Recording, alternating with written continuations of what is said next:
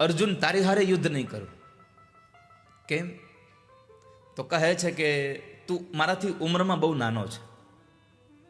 યુદ્ધ તો સમોવડિયા હોય એની હારે કરાય. એટલે ભગવાને કીધું કે જરાસંધે કહ્યું કે હું તમને યુદ્ધ આપું, પણ યુદ્ધ ભીમની હારે તૈયાર છું હું યુદ્ધ કરવા માટે. ભીમ સીધો ભગવાન સામું જોવે છે કે આ તમે મને શું કામ હોળી નાળિયેર કરો? અહીંયા તમે મને તો રહેવા દો. ભગવાને કીધું ચિંતા ન કરો, તમે યુદ્ધ કરો, નજર મારી સામે રાખજો. જરા શબ્દનો અર્થ છે વૃદ્ધાવસ્થા, અને વૃદ્ધાવસ્થામાં હંમેશા માણસની નજર ભગવાન તરફ હોવી જોઈએ. પણ આપણે તો શરીર ગળી જાય, હાવ વાંકું વળી જાય, મોઢામાં 32 વેપારી દુકાન લઈને ઘરે વયા જાય, તોય મેળ ન આવે. તોય આપણે ભગવાન નથી બચતા. અંગમ ગલિતમ પલિતમ મુંડમ દશન વિહીનમ જાતમ તુંડમ વૃદ્ધો યાતિ ગૃહીત્વા દંડમ તદપિ ન મુંચતિ આશા પિંડ. અંગમ ગલિતમ,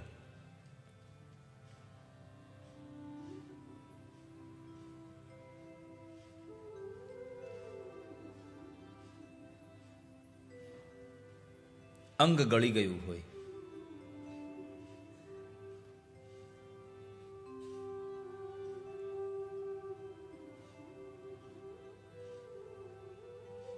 માથાના વાળ ધોળા થઈ ગયા હોય.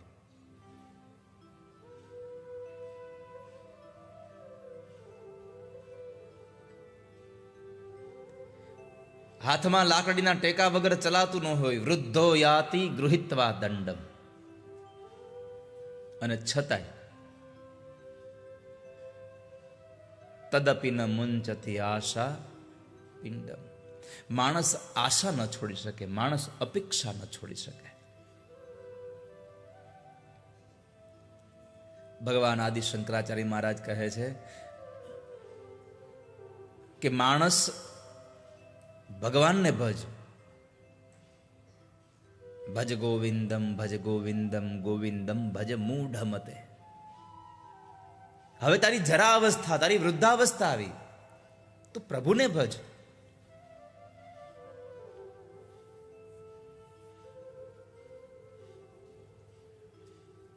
ભગવાનને ભજવાની વાત કરી.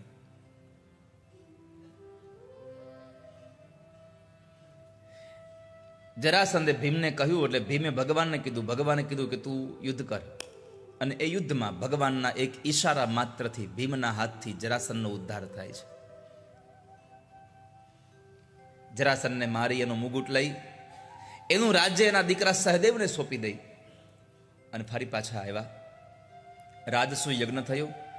એ યજ્ઞની અંદર એક સભા ભરાણી. એ સભાની અંદર એક પ્રસ્તાવ નક્કી થયો કે આપણે અગ્રપૂજા કોની કરીશું આટલા મોટા યજ્ઞમાં?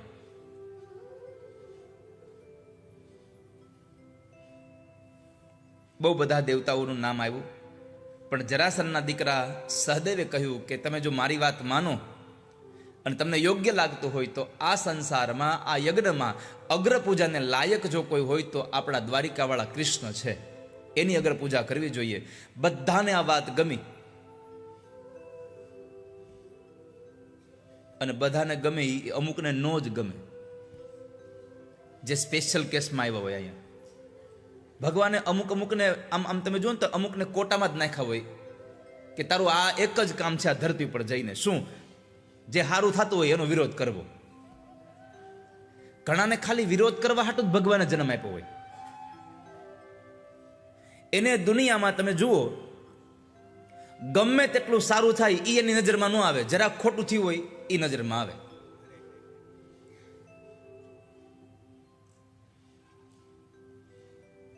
દુનિયા છે, માણસ છે, માણસ ભૂલને પાત્ર હોય.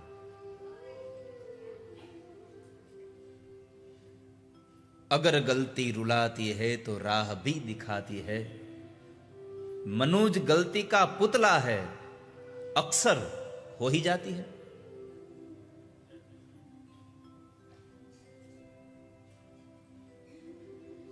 બધાને પ્રસ્તાવ ગમ્યો, પણ એક શિશુપાલને ન ગમ્યો.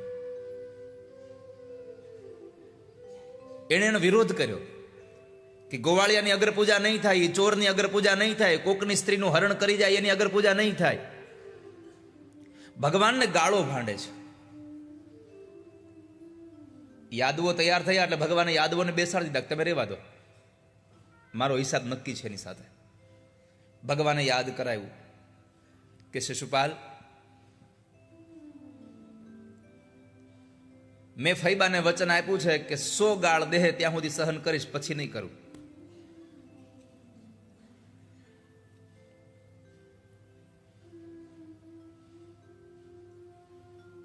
પણ આજે આવેશમાં આવીને શિશુપાલ ભગવાનને ગાળો બહુ દેતો હતો.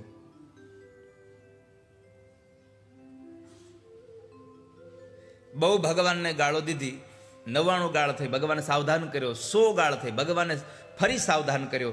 પણ આજ ન સમજ્યું, ભગવાનને 101 ગાળ બોલ્યો. ભગવાને સુદર્શન ચક્રથી મસ્તક કાપી નાખ્યું.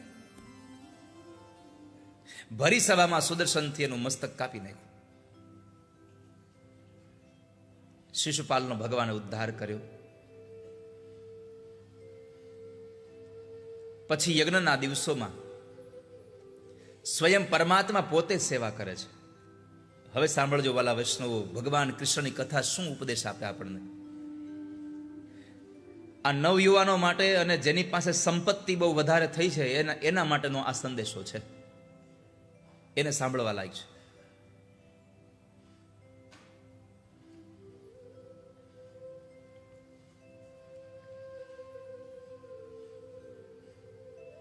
પાંડવોના રાજસુ યજ્ઞમાં ભગવાન જેટલા અતિથિઓ આવતા હતા એના પગ ધોવાની સેવા ઠાકોરજી કરતા હતા. અને બીજું, જ્યારે બ્રાહ્મણો ભોજન કરી લે તો એની પતરાવાળી ઠાકોરજી પોતે ઉપાડતા હતા. આ કથા ઉપદેશ કરે છે ધનવાન લોકોને, સંપત્તિવાન લોકોને, કે સહજતા, સરળતા કેટલી ઠાકોરજીમાં છે. કૃષ્ણની સરળતા એ આપણને જીવનનો ઉપદેશ આપે છે કે આટલી મોટી સંપત્તિ હોવા છતાં પણ ફૈબાના ઘરે ગયા તો કામ કરવા લાગ્યા. ભગવાન કહે છે આ સંસારમાં કોઈ કામ નાનું નથી. આટલી મોટી સંપત્તિ, આટલા મોટા માલિક હોવા છતાં પણ પતરાવાળી ઉપાડવી એ કઈ જેવું તેવું કામ છે?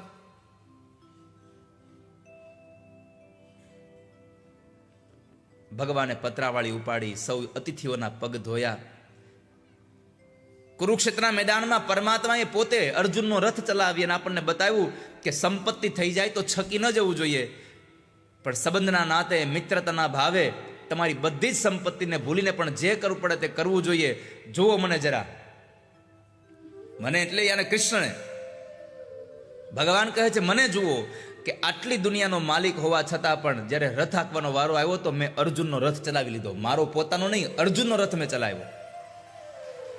પ્રભુની આ કથા સહજતા શીખડાવે છે કે બધી સ્થિતિમાં સહજ રહો, સામાન્ય રહો, અને જેટલી સરળતા હશે ને એટલી જ મજા આવશે જીવવાની.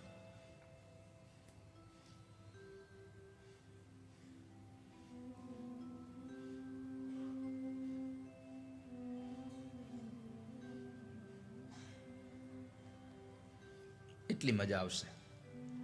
ભગવાનને એટલી પ્રાર્થના કરજો વાલા ભક્તજનો કે ઠાકોરજી, અમારી ઉન્નતિનું મસ્તક, અમારી ઊંચાઈનું મસ્તક આકાશને આંબી જાય એ અમને પાલવે, પણ અમારી સહજતાના પગ આ ધરતીથી અલગ થઈ જાય એ અમને ક્યારેય નહીં પાલવે.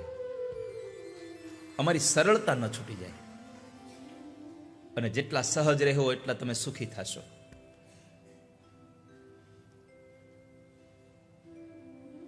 જેટલા કડક રહ્યા ની બધા વયા ગયા. આ તમે જુઓ, આ મોઢામાં જીભ આપણે જન્મીએ ત્યારે આવી જાય,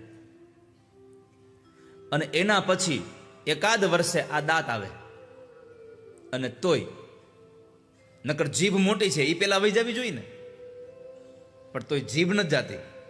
દાંત મોડા આવે વેલા વયા જાય. શું કામ? એ કડક બહુ છે. આ જીભ નરમ છે. આ સંસારમાં જેટલા નરમ રહે છે એ લોકો આ સંસારમાં લાંબો સમય ટકી રહે છે.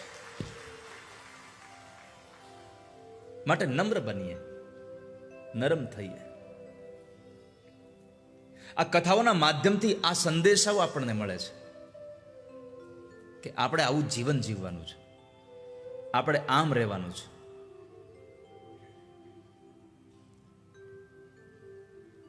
રાજસુ યજ્ઞ પરમાત્માએ સંપન્ન કરાવ્યો. અષ્ટપટરાણીઓ પાસે કચરો કઢાવડાવ્યો છે. નકર જેના ઘરમાં આટલી દાસ દાસીઓ હતા, જેને ઘરનું કોઈ દિવસ કામ નથી કર્યું, એણે અહીંયા કામ કરાવ્યું. તમને બધાના સંદેશો એ આપે છે કથા કે જ્યારે પણ તમે આવા યજ્ઞોમાં જાઓ ત્યારે યજ્ઞોમાં કે મંદિરમાં ખાલી પૈસાથી જ સેવા થાય એવું નહીં. કદાચ આવા યજ્ઞશાળાની તમે આમ સફાઈ કરી નાખો ને, એ પણ તમારી સેવા છે ઠાકોરજી માટે. ગામમાં ગમે ત્યાં કથા હોય ત્યાં આપણે સ્વયંસેવક બનીને જઈએ અને જે જગ્યાએ ભગવાનના ભક્તો આવીને કથા સાંભળવાના છે એને આપણે પવિત્ર બનાવીએ, એને ચોખ્ખું કરીએ. ગામના મંદિરોમાં જઈએ તો ખાલી પગે લાગી ન વહી આવીએ. અઠવાડિયે કે 15 દિવસે એક દિવસ એવો રાખીએ કે ઠાકોરજીના મંદિરમાં આપણે કચરા પોતા કરી આવીએ. ઘરે ભલે તમે ન કરતા હો. ઘણા ને આપણે આ વાત કહું ને હું, એટલે ઘણા બહેનો એવું કે અમે અમારી ઘરે નથી કરતા.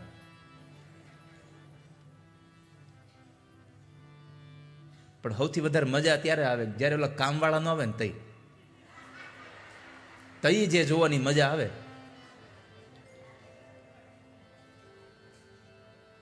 ઘણા તો બપોર સુધી કચરો પડ્યો રહેવા દે, હમણાં આવશે, હમણાં આવશે, હમણાં આવશે.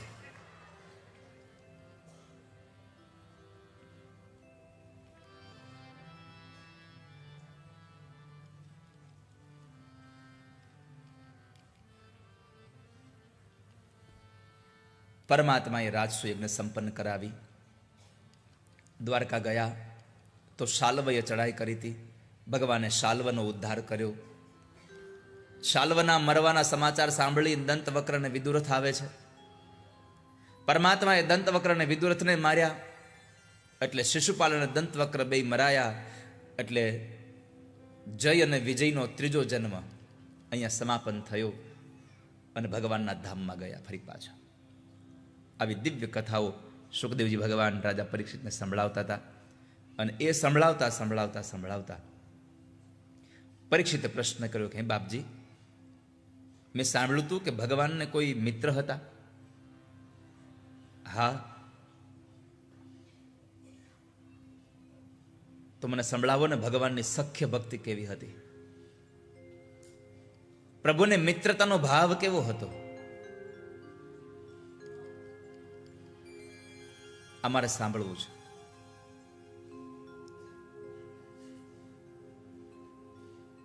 સાંભળો રાજા. ભગવાન જ્યારે સાંદીપની ઋષિના આશ્રમમાં ભણતા હતા ને ત્યારે પોરબંદરના સુદામા બ્રાહ્મણ ભગવાનના મિત્ર હતા.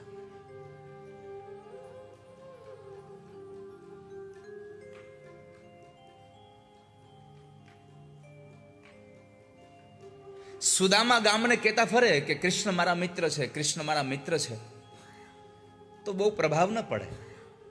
લોકો હસવામાં કાઢી નાખે કે હવે ઓલાને ક્યાં મિત્રની તાણ છે, તારા જેવો મિત્ર કરે. પણ કૃષ્ણ પોતે ગામને કહેતા ફરે કે હું સુદામાનો મિત્ર છું, તો આખી ઘટના અલગ થઈ જાય.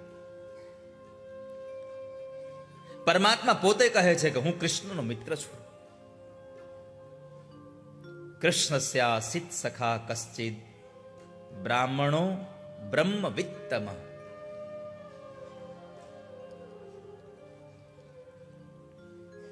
બ્રાહ્મણને બ્રહ્મને જાણનારો કહ્યો.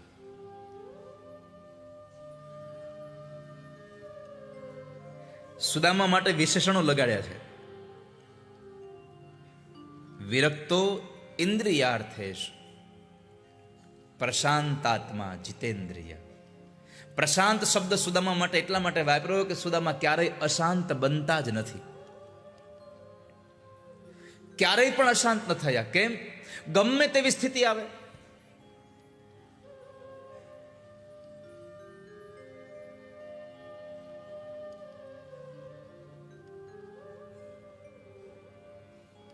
સંસારમાં લોકો જેમ જેમ સ્થિતિ બદલાય, જેમ જેમ પરિસ્થિતિ બદલાય, તેમ તેમ એની શાંતિ અશાંતિ બધું ડોળાતું જાય છે.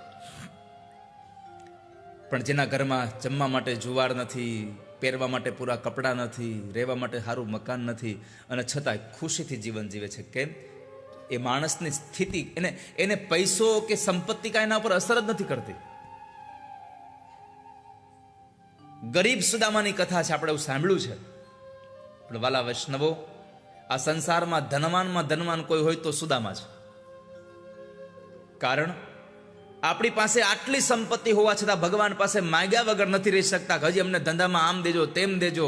અને જેની પાસે ખાવાનું નહોતું તોય સુદામાએ કહ્યું કે 2 હાથવાળા મનુષ્ય પાસે નહીં, 1000 હાથવાળા ભગવાન પાસે પણ કોઈ દિવસ માંગીશ નહીં. અયાચક વ્રત લઈને બેઠા છે. મરવું પણ માગું નહીં.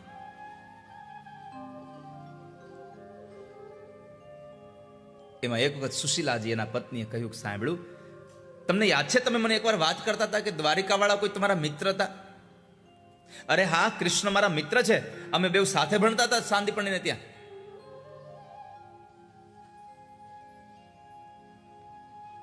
તો સુશીલાએ કહ્યું કે જાઓ ને, તમારા મિત્રને મળી આવો ને. કારણ કે સુશીલાને ખબર હતી કે દ્વારિકાવાળો અંતર્યામી છે, સુદામો જાશે, માગશે નહીં, પણ ઓલું ઓળખે છે.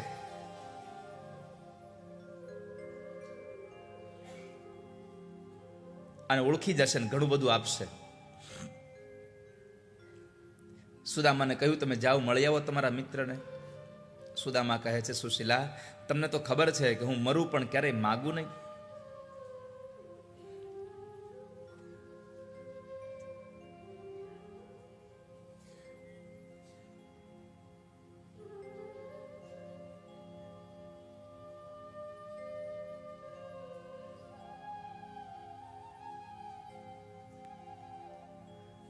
સુશીલા કહે છે, હું માગવા નથી કહેતી તમને, હું તો બસ તમને ખાલી એટલું કહું છું કે તમે તમારા મિત્રને મળી આવો.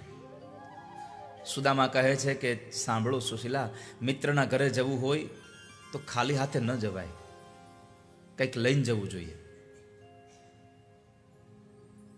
ભગવાનના મંદિરોમાં, કોઈ સદગુરુ પાસે, કોઈ મહાપુરુષો પાસે, કોઈ ગરીબના ઘરે, કોઈ મિત્રના ઘરે, સંબંધીના ઘરે જાઓ ત્યારે ખાલી હાથે ન જવું, કંઈક ને કંઈક લઈને જાવું.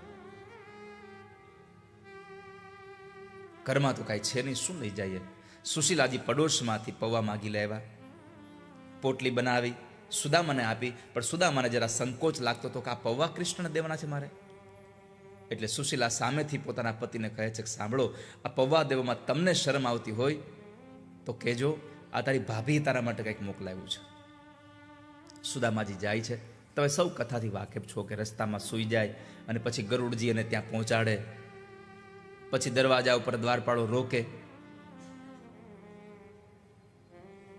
ભાગવતમાં સ્પષ્ટ લખ્યું છે કે ભગવાન દ્વારકાધીશના દરવાજા ઉપર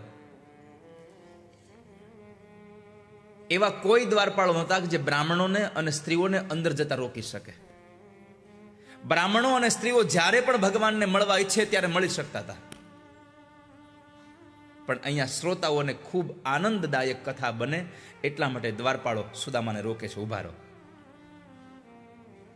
ભૂદેવ, ક્યાં જવું છે? કૃષ્ણને મળવું છે. અત્યારે ન મળે હવે મહારાજ, બપોરનો સમય થઈ ગયો, અમારા મહારાજ અત્યારે ભોજનમાં હોય, વિશ્રામ કરવા ગયા હોય.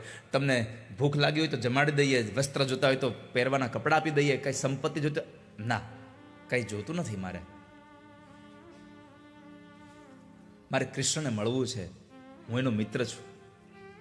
દ્વારપાળ હસે છે, અમારા મહારાજને મિત્રની તાણ છે, તમારા જેવો દુબળો પાતળો મિત્ર બનાવે. મહારાજ, એ ભૂદેવ, તમને ગરમી મગજમાં ચડી ગયું લાગે છે, હાલો તમને જમાડી દઈએ. સુદામા ના પાડે છે. પણ બીજો એક દ્વારપાળ જરા હતો, એ વિવેકી હતો, એટલે એમણે કહ્યું કે ભાઈ, ગમે તેમ તો ભૂદેવ છે, બ્રાહ્મણ છે, આપણે અપમાન ન કરાય. પગે લાગીને સુદામાને કહ્યું, મહારાજ માફ કરજો હો, આ ભાઈ તમને જરા વધારે બોલી ગયો, એના બદલામાં હું ક્ષમા માગું છું, તમે જરા ઊભા રહો. ક્યાંથી આવો છો તમે? હું પોરબંદરથી આવું છું, મારું નામ સુદામો છે. તમે જાઓ ને, કૃષ્ણ જેને એટલું કહો ને કે પોરબંદરથી આવું છું ને મારું નામ સુદામો, હું એનો મિત્ર છું. દ્વારપાળે કહ્યું હું મારા મહારાજને જઈને તમારી ઓળખાણ આપું છું. જો ઈ તમને ઓળખતા હશે ને મને એમ કહેશે કે એને અંદર આવવા દો તો હું તમને અંદર જવા દઈશ, નકર નહીં જવા દઉં. હા, કઈ વાંધો નહીં, જાવ ને. તમે ખાલી ને એટલું કહો પોરબંદરથી આવું છું, એનો મિત્ર છું અને મારું નામ સુદામો છે. દ્વારપાળ આવે છે. ભગવાન તો અષ્ટપટરાણીના હાથના પાનના બીડલા જમતા હતા. ઝૂલા ઉપર ભગવાન ઝૂલી રહ્યા છે. દ્વારપાળે આવીને ભગવાનનો જયકાર કરીને કીધું, પ્રભુ દરવાજે કોઈ ભૂદેવ આવ્યા છે. એકદમ દુબળું પાતળું શરીર છે.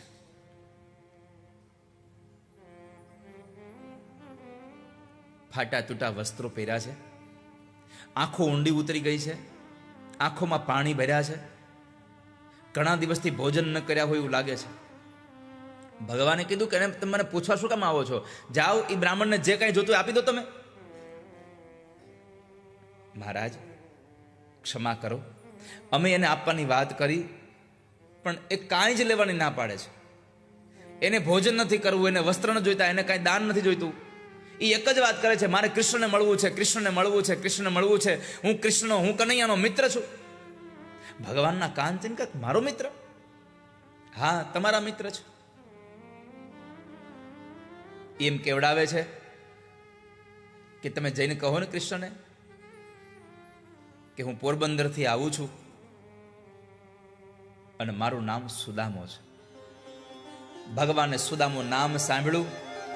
ઠાકોરજી એકદમ દોડતા દોડતા ગયા છે. મારો સુદામો આવ્યો, મારો સુદામો આવ્યો. ભગવાન 56 સીડી ઉતરે છે.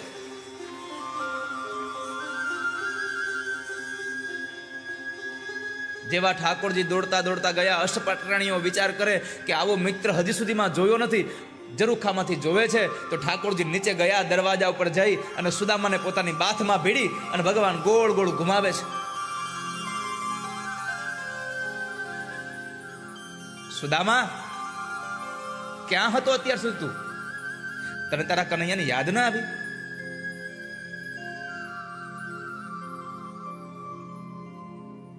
તને તારા કૃષ્ણની યાદ ના આવી કોઈ દિવસ?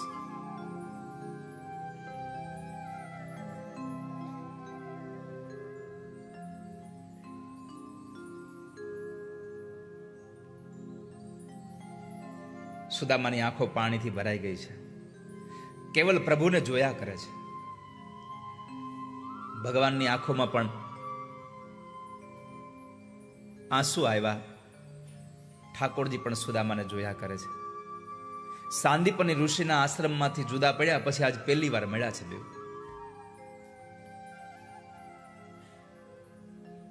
બંને જણા પહેલી વાર જોયા આજે. એમાં ભગવાને કીધું ચાલ સુદામા. પરમાત્મા સુદામાનો હાથ પકડી અને આમ 56 સીડી ચડાવે છે. તમે ખાલી આમ દ્રશ્યને એમ તમારા મગજમાં આમ જુઓ તો કે ભગવાન એ દુબળા પાતળા સુદામાના જમણા હાથમાં લાકડી હશે અને ઠાકોરજીએ ડાબો હાથ ભગવાને સુદામાનો પકડી અને પરમાત્મા લઈને જતા હશે. એ 56 સીડી ભગવાન ચડાવતા હશે. બે ઉઘાડા પગ. ન સુદામાના પગમાં ચપ્પલ છે, ન કૃષ્ણના પગમાં ચપ્પલ છે.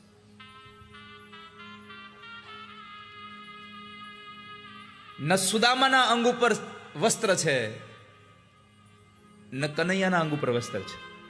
કેમ?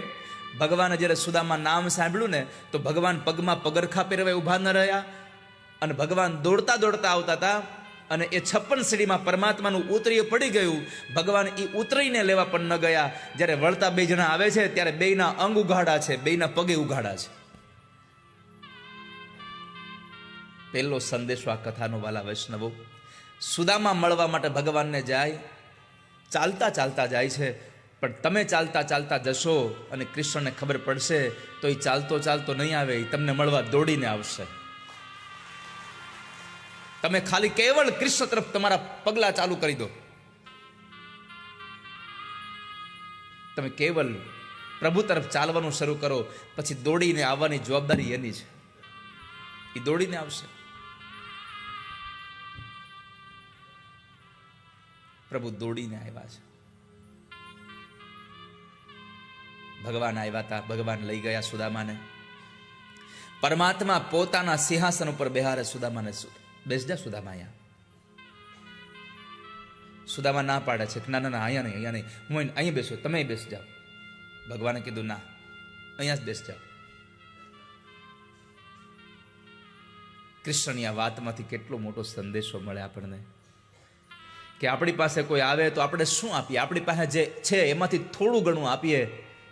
પણ આપણો ઠાકોરજી એટલો દયાળુ છે કે પોતે દ્વારકાધીશ હતો અને સુદામા મિત્ર આવ્યો ગરીબ, તો દ્વારકાધીશનું સિંહાસન હતું, એના પર બેહારીને કીધું કે લે તું દ્વારકાધીશ, હવે તું બેસ જા અહીંયા. પોતાનું સર્વસ્વ આપી દે છે.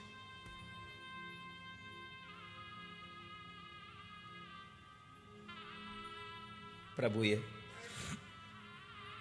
સુદામાને પોતાના સિંહાસન પર બેસાડ્યા. ભગવાને ત્રાંબાના પાત્રો મગાવ્યા, સુદામાના પગ આમ લઈ અને ભગવાને એમાં પધરાવ્યા.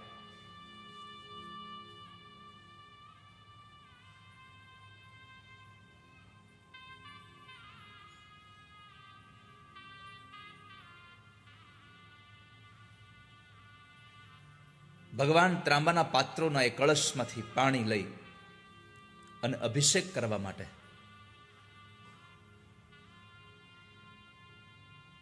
હાથમાં પાણી રાખ્યું છે. પણ પાણી પરાત કો હાથ છૂટ્યો નહીં, નૈનન કે જલ સે પગ ધોવી. સુદામાના હાથમાં જે પાણીનો કળશ હતો ને, એમાંથી પાણી નીકળતું જ નહોતું, પણ આંખમાંથી પાણી બંધ નહોતું થતું. ભગવાનની આંખમાંથી, ભગવાનની આંખોમાંથી પાણી પડે. સુદામાના પગ પખાડ્યા છે. ધનવાન લોકો જરા સાંભળજો, અહીંયા સુદામાના પગની પૂજા છે એવું નહીં. પરમાત્મા એટલે ઐશ્વર્ય, સંપત્તિ, અને સુદામા એટલે જ્ઞાન. ભગવાને અહીંયા સુદામાના પગ ધોઈ અને સંદેશો આપ્યો છે કે આ દુનિયામાં તમે ગમે તેટલા ધનવાન થઈ જાઓ, પણ તમારે જ્ઞાનની પૂજા કરવી પડશે. તમારે જ્ઞાનને સદાયના માટે તમારે વંદન કરવા જ પડશે.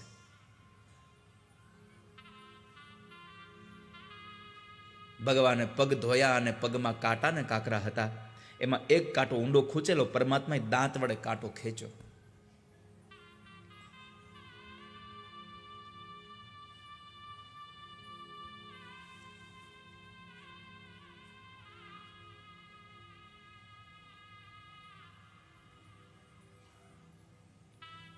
ભગવાન જ્યારે પગનો કાંઠો ખેંચે છે ત્યારે સુદામા બોલ્યા છે, કનૈયા શું કરો તમે? આ ઉભા રહો સુદામા, તમારા પગમાં કાંટો ઊંડો ખૂંચી ગયો છે. પણ અહીંયા જો આપણા આ સંસાર જગતનો ભાવ જોઈએ તો ભાવ એવો છે કે તમારી પાસે ઐશ્વર્ય હોય તો ઐશ્વર્યના દાંતથી, કોઈને જો ગરીબાઈનો કાંટો વાગ્યો હોય તો એ ગરીબાઈનો કાંટો તમે તમારા ઐશ્વર્યના, સંપત્તિના દાંતથી ખેંચી લેજો, એ ગરીબાઈને દૂર કરજો. કૃષ્ણની આ મહાનતા બાળપણના મિત્રો હતા, છતાં કેટલું પરમાત્મા આવું એને યાદ રાખે છે.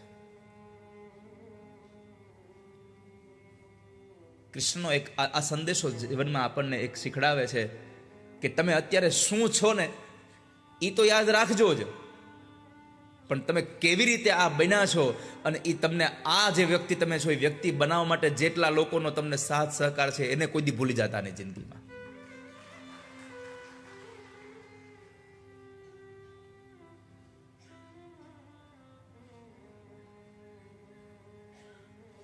જિંદગીમાં આપણને જેને મદદ કરી હોય ને ક્યારે ભૂલી ન જઈએ.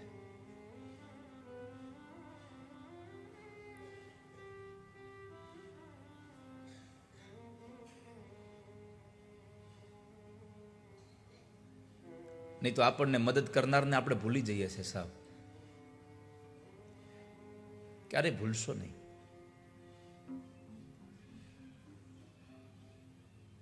અને કૃષ્ણ સુદામાને આટલો શું કામ પ્રેમ કરે છે સાંભળો આગળ. ભગવાન એને જમાડે, પીતાંબર પહેરાવે, જમાડી બંને જણા ચૂલા પર ઝૂલતા હતા. ભગવાને પૂછ્યું, સુદામા તે લગ્ન કર્યા કે નહીં? હા. મારા ભાભીનું નામ શું છે? સુશીલા. મારે બાળકો છે કનૈયા. શું કરે બધા? એમ ન કીધું મારા છોકરાઓ ભૂખા ટળવળે છે. એ આનંદ કરે.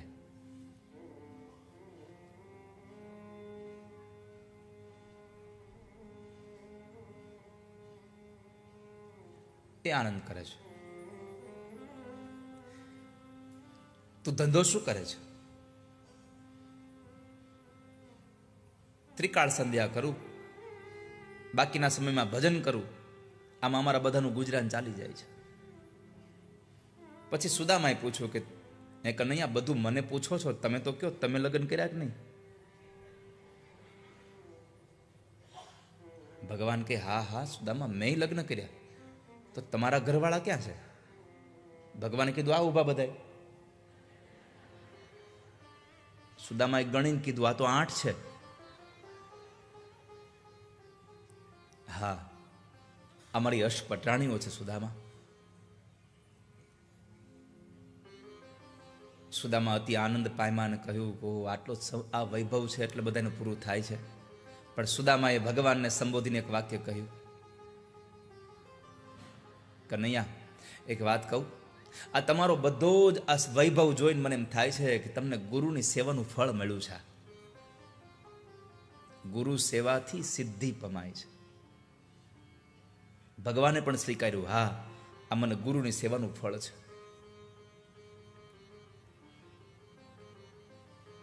ત્યારબાદ ભગવાન જરા જુએ છે એટલે સુદામા પેલી પૌવાની પોટલી હંગરે છે. સુદામાના મનમાં થયું, આ કાજુ બદામ ખાય, આને મારે પૌવા દેવાના?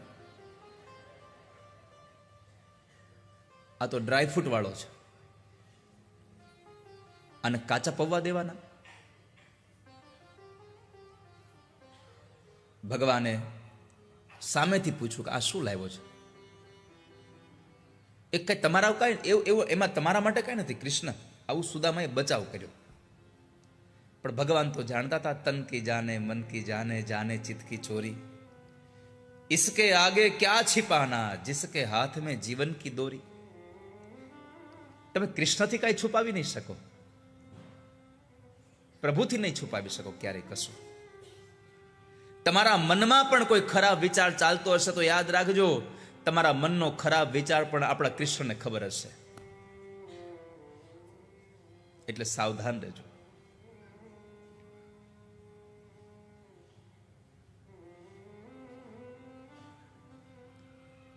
ભગવાને સામે ચાલીને પૂછ્યું કે લાવ કંઈક જોવા દેમાં કંઈક છે. સુદામાએ ન આપ્યું. ફરી વાર ભગવાને માગ્યું, સુદામાએ ન આપ્યું. ત્રીજી વખત ભગવાનને માગ્યું, ન આપ્યું. ચોથી વખત ભગવાને માગ્યું જ નહીં, સીધું જૂટવી લીધું. તમારા બધા માટે છે. ભગવાને આપણને આપેલી સંપત્તિ, ઠાકોરજી આવા કોઈ ધર્મના કાર્યો થાય ને, આ ધર્મના કાર્યો એટલા માટે ઠાકોરજી નિર્માણ કરાવે છે કે આપણી સંપત્તિ એવા કામમાં વપરાય. અને જો તમે તમારી સંપત્તિને આવા કામમાં નહીં વાપરો તો જે ભગવાનને દેતા આવડે છે એને લઈ લેતા આવડે છે. ઘડીના 6ઠ્ઠા ભાગમાં એને લઈ લેતા આવડે છે.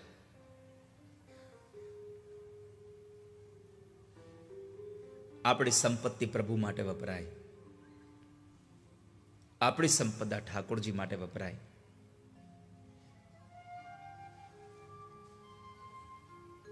બાકી તમારા ખીચામાંથી કેમ કઢવી લેવું એ એને આવડે છે.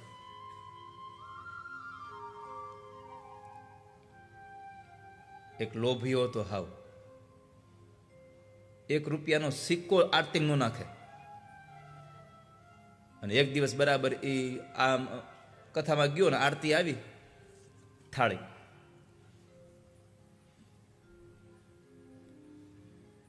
આમ રૂપિયાનો સિક્કો ગોતતો હતો, એ ખીચામાંથી રૂપિયાનો સિક્કો જેડો નાખ્યો. પાછળવાળા એક ભાઈ એમણે આ લોભિયાના આમ જરા નોક આપીને કહ્યું, એટલે આમણે આમ જોયું. બાજુમાં પેલો છોકરો આરતીની થાળી લઈને ઉભેલો અને એ ભાઈ પણ એના પાકીટમાંથી એક નાની નોટ ગોતતા હતા, કારણ કે આરતીમાં સૌથી નાની નોટ જ નાખવાની હોય.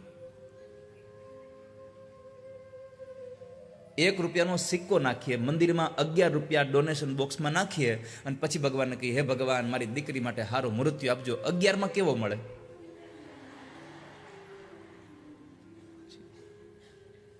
11 રૂપિયામાં કેવું મળે?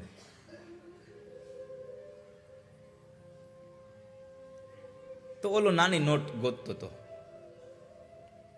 અને તમે જોજો, પ્રાય તૂટી ગયેલી નોટ હોય ને એ આરતી સિવાય ક્યાંય ન હાલે. ભગવાનને ધરવામાં એ નોટ હાલે. હા, પછી માગવામાં સૌથી મોટી નોટનું બંડલ જ જોયું, એકેય ન જોઈએ, આખું બંડલ જ જોઈ પાછું.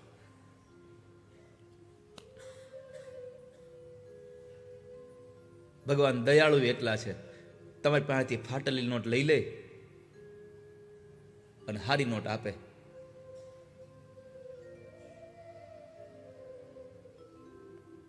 આપણને એમ થાય કે આપણે ભગવાનને એક ફાટેલી નોટ આપી, ભગવાને તો 2 ફાટેલી સ્વીકારી હોય, એક આપણે આપી ઈ ને એક આપણે.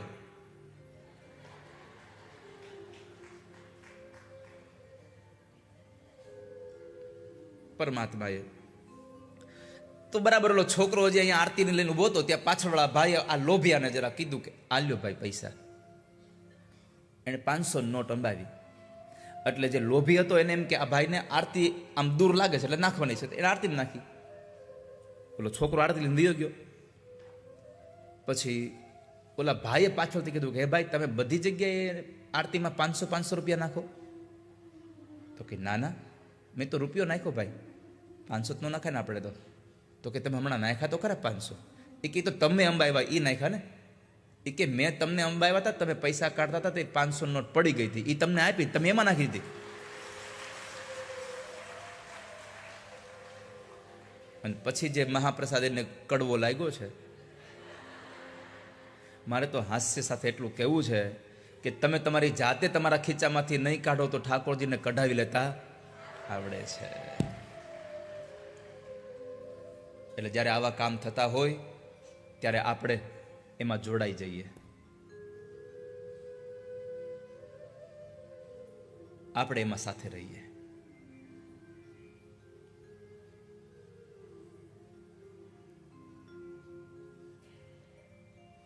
ભગવાને પૌવાની પોટલી જૂટવી લીધી. પરમાત્માએ એ પૌવાની પોટલી ખોલી, પૌવા નીકળ્યા અને એટલું જ કીધું, એલા તને હજી એકલા ખાવાની ટેવ નથી ગઈ? ભગવાને બાળપણની વાત યાદ કરાવી. યાદ છે તને? આપણે બે આશ્રમમાં ભણતા હતા અને મારા ભાગના દાળિયા તું ખાઈ ગયો તો. હવે સાંભળજો વાલા વૈષ્ણવો, ભગવાન કૃષ્ણ શું કામે પ્રેમ કરે છે આટલો બધો સુદામાને? તો કહે છે કે જ્યારે પેલા દાળિયા હતા, એ દાળિયા એવા સમયે ભરાયા હતા કે દાળિયા ખાય એને દરિદ્રતા આવે, ગરીબાઈ આવે. અને એ વાતની ખબર ભગવાનના મિત્ર સુદામાને પડી કે ગુરુપત્નીએ જે દાળિયા આપ્યા એ જે ખાય એને ગરીબાઈ આવવાની છે. એટલે એણે નક્કી કર્યું કે હું ગરીબ થાવ તો ભલે થાવ, પણ મારો મિત્ર કૃષ્ણ ગરીબ ન થવો જોઈએ. એટલે દાળિયા એના ભાગના પોતે ખાઈ ગયા. જો દાળિયા વધે તો આ કનૈયો ખાય ને. મિત્ર એસા કીજીએ ઢાલ સરીખા હોય, દુઃખ में आगे सुख में पीछे હોય. હા, અમિતભાઈ, આ ભાવેશ, પ્રતિક, સતીશભાઈ, આ બધા કેવા મિત્રો છે, નીલભાઈ ને બધા. આ એકબીજાના આમ તમે જુઓ તો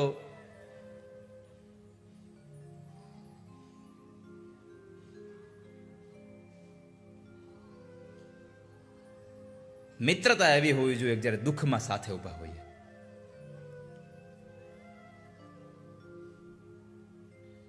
નહીં તો અત્યારે આ લગન ગાળો એનઆરઆઈ વાળા આટલું બધું હોનું ઘડાવા આવે, આ ભાવલો અહીંયા બેહે. હું કાલે જ કહેતો તો સતીશભાઈને, પૂછી લે ક્યાં છે સતીશભાઈ. કાલ બોલો તો સતીશભાઈ, હું ગાડીમાં જઈને કહેતો કે અમિતભાઈ પ્રત્યેની આ ભાવેશની ને એની બેની મિત્રતા એટલી છે કે આટલી સિઝન છે છતાં માણસ પોતાનો આટલો મોટો શોરૂમ મૂકી અને 8-8 દિવસ અહીંયા કામ લાગી ગયો છે. આ એની મિત્રતા છે.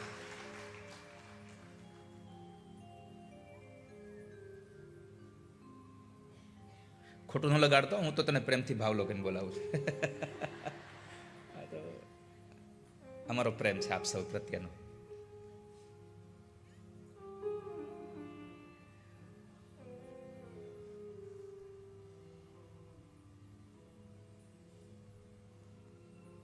ઠાકોરજીને ગરીબ ન થવા દે એવું જે વિચારે સુદામો, પછી કૃષ્ણ એના માટે વિચારે કે હવે તને ગરીબ રહેવા કેમ દઉં, તને શાનો ગરીબ રહેવા દઉં. ભગવાને એક મુઠ્ઠી પૌવા ખાધા અને દ્વારિકામાં જેટલી સંપત્તિ હતી એટલી સંપત્તિ ભગવાને પોરબંદરમાં આપી.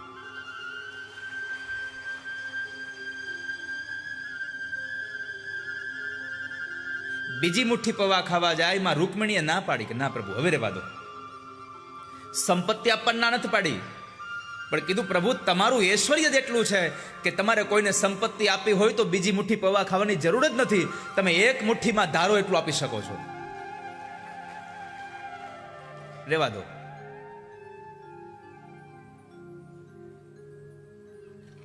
એક રાત્રિ સુદામા રોકાય છે. બીજા દિવસે સવારમાં સુદામા સ્નાન કરી પરવારી નીકળે. થોડી વાર વાતોચીતો કરી ભગવાન સાથે, અને બાળપણના મિત્ર હારે વાતો કરવાની મજા જ અલગ હોય. આ દુનિયામાં તમે ગમે તેટલી જગ્યાએ તમે ભારે થઈ જાઓ, પણ હળવું થવા માટે તો મિત્ર સિવાય તમારી પાસે બીજું કોઈ હોય જ નહીં. મિત્રતા એક એવી છે કે જ્યાં તમે હળવા થઈ શકો. અને મારી પ્રાર્થના છે કે હળવા થાવ એવા 100 મિત્ર રાખજો, પણ હલકા થાવ એવો એકેય રાખતા નહીં. હળવા થવા એવા 100 રખાય, હલકા કરે એવો મિત્ર ન રખાય. અને મિત્રોની વાતમાં મારે ખાલી એટલી જ પ્રાર્થના કરવી છે કે તમારા મિત્રએ તમારા ઉપર ભરોસો મૂકીને એની અંદરની વાત, એની પેટ છૂટી વાત તમને કરી હોય તો એનો ભરોસો કોઈ તોડતા નહીં, એનો વિશ્વાસ ન તોડશો ક્યારેય. તમને પેટ છૂટી વાત કરી હોય તો. અને પેટ છૂટી વાત એ જ જગ્યાએ થાય જ્યાં પોતાના માનતા હોઈએ. જે વાત પોતાના દીકરાને, પોતાના મા બાપને, પોતાની પત્નીને ન કહી શકાય એ વાત જ્યારે આપણી ઉપર જ્યારે વિશ્વાસ રાખીને કર્યો હોય તો એટલું રાખજો કે એને જન્મ દેનારા મા બાપ, એનો સાથ આપનારી પત્ની અને એના બાળકો કરતાં પણ વિશેષ પ્રેમ આપણા પ્રત્યે છે. એટલે આપણા ઉપર એને ભરોસો રાખીને આપણને વાત કરી છે. મરી જઈએ પણ જિંદગીમાં કોઈ વિશ્વાસઘાત ન કરીએ.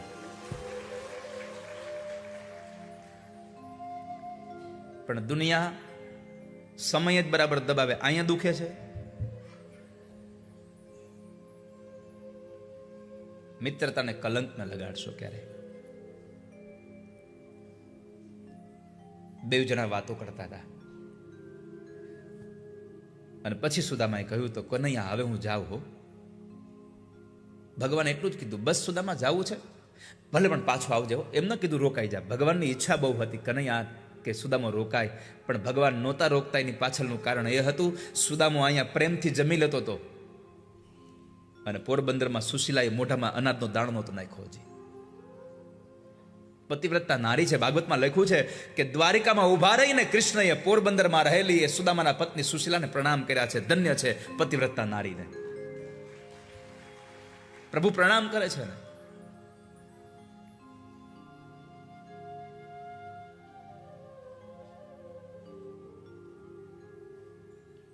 સુદામા જાય છે, પણ જેવા બરાબર આમ આમ આમ ચાલતા થયા એટલે ભગવાને કીધું સુદામા ઉભો રહે, એક વાત કેવી હતી તને. બોલો કૃષ્ણ, ખોટું ન લગાડતો હો. આવું ભગવાન બોલ્યા છે. સુદામા ખોટું ન લગાડતો હો. અરે અરે કનૈયા, આપણે મિત્રો છીએ અને મિત્રને જો મિત્રની વાતનું ખોટું લાગી જાય તો મિત્રતા કામની શું? આપણે તો મિત્ર છીએ બે. કહી દો શું કેવું છે. ભગવાને કીધું સુદામા તારી પોતળી ધોવાઈ ગઈ છે, પિતાંબર મારું છે, કાઢતો જા અને તારી પોતળી પહેરતો જા.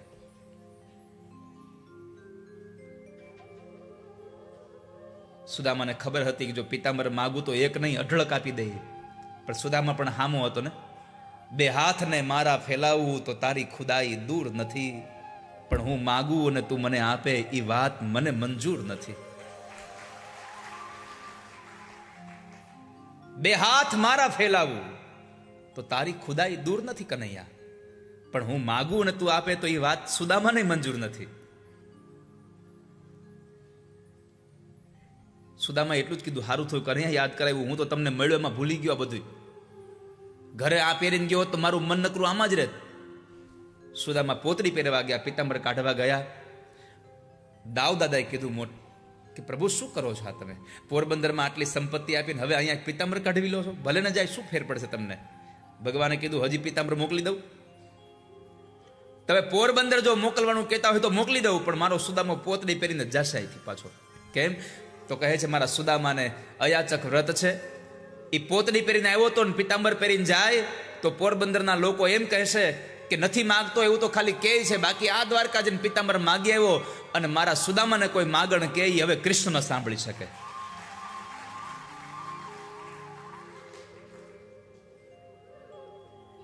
વિચાર તો કરો, શું આપણી કથાઓ, આપણી પરંપરાઓ છે. મિત્રતા પ્રત્યેની ભાવના કેટલી. દાઉદાદાએ કીધું પણ કહી તો દો કે મેં તમને પોરબંદરમાં આપી દીધું છે. ભગવાને કીધું મોટા ભાઈ, માગવા આવનારો માણસ જો માગી ન શકતો હોય તો હું દેનારો છું, કેમ કહી શકું કે મેં તને આટલું આપ્યું છે?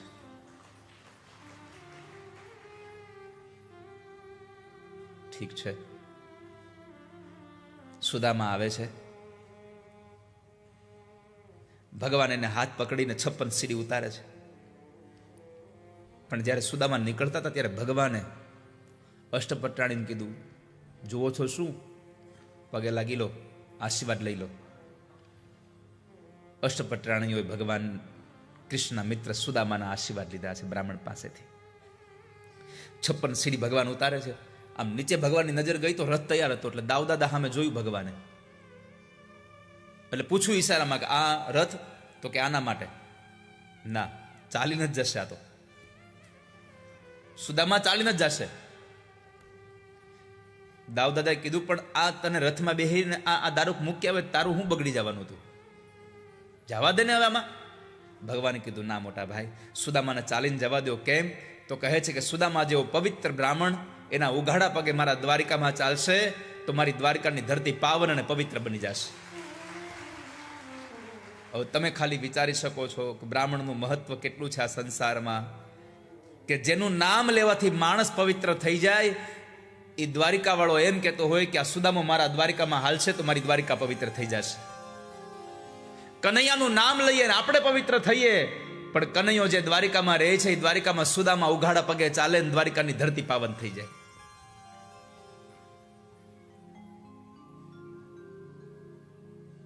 આ મહત્તા છે બ્રાહ્મણોની. સુદામા ગયા છે, પોરબંદર આવ્યા. આવીને જ્યાં જુએ તો ઝૂંપડાની જગ્યાએ મહેલ હતા. સુદામાને તો હૈયામાં ફાળ પડી કે મારા છોકરાઓ ક્યાં ગયા હશે? મારી ગેરહાજરીમાં કોઈક મોટા માણસે આ રાતરોજ કરાવી નાખ્યું બધું. ત્યાં તો છોકરાઓ બરાબર કનૈયા કુંવર જેવા કપડાં પહેરી દોડતા દોડતા આવ્યા. પિતાજી પિતાજી હાથ પકડીને લઈ જાય છે, મહેલમાં લઈ ગયા. સુશીલા નારી સોનાની થાળી લઈ અને આવ્યા છે આરતી ઉતારવા.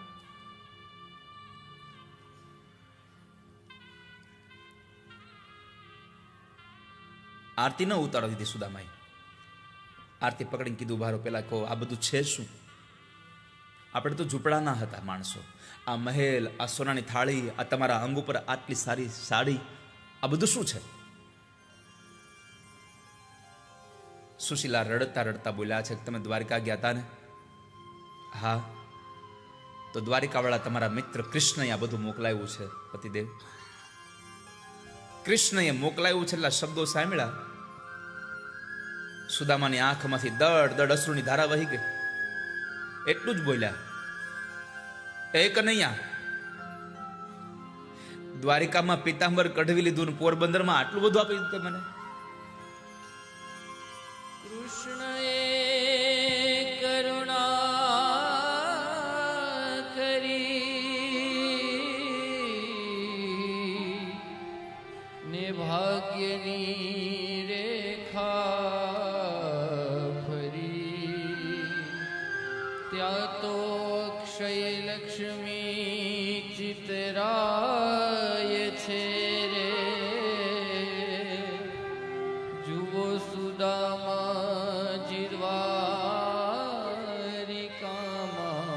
જાય છે. શ્રી કૃષ્ણ ગોવિંદ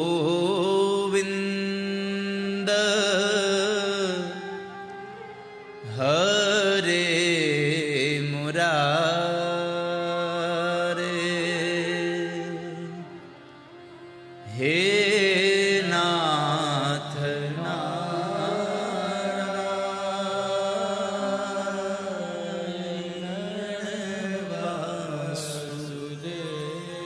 શ્રી કૃષ્ણ ગોવિંદ હરે મુરારે. કૃષ્ણ અને સુદામાની આ બે અધ્યાયની કથા આપણને કેટલા સંદેશાઓ દઈ જાય, કેટલું આપણને આનંદ આપી જાય.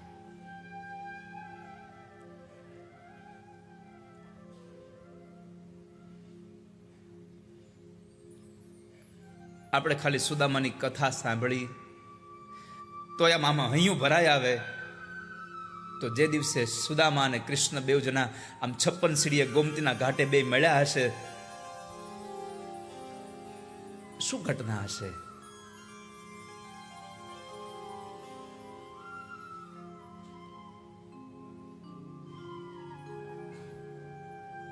સુખદેવજી મહારાજ કહે છે, રાજા, આ સંસારનો કોઈ પણ જીવાત્મા સુદામા ચરિત્રની કથા સાંભળશે તો એ માણસ કોઈ દી ગરીબ નહીં રહે, દરિદ્ર નહીં બને કોઈ દિવસ.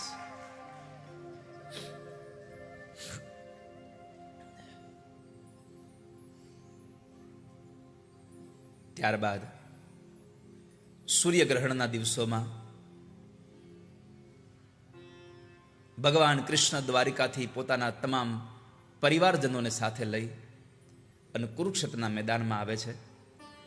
કુરુક્ષેત્રના મેદાનની અંદર ગ્રહણના દિવસોમાં તીર્થના દેવતાઓના પૂજન માટે આવે છે.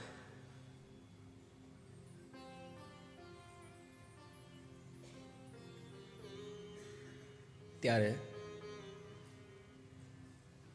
વ્રજમાંથી નંદ બાબા, યશોદા, ગોપીઓ, રાધા આ બધા લોકો પણ કુરુક્ષેત્રમાં આવ્યા છે. એમાં બરાબર ઉદ્ધવજી મહારાજ નંદ બાબાને લોકોને જોઈ ગયા. માં, બાબા તમે અહીંયા? બંનેને પગે લાગ્યા અને યશોદાના ખોળિયામાં પ્રાણ આવ્યો કે ઉદ્ધવ અહીંયા છે તો કૃષ્ણ અહીંયા જશે. સીધું જ એકદમ પૂછી લીધું, ઉદ્ધવ મારો કનૈયો છે અહીંયા? હા માં, કૃષ્ણ અહીંયા જ છે. માં બાવરી બની.